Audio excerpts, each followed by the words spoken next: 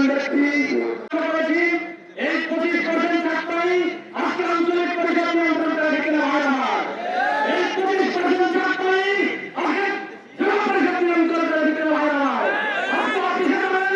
আদালতে যাবেন ডিসিশনে যাবেন সর্বত্রই এই চক্রের জয় জয় করে রেখে দেওয়া হয় আমার এই পার্বত্য অঞ্চলে তৎকালীন পাকিস্তানি বাংলাদেশ সেনা কর্মকর্তারা প্রতিনিধিত্ব করেছে, তারা এখানে শহীদ হয়েছে, তারা অধিকাংশ উপজাতীয় রাজনীতির মধ্যে ছিল না। এই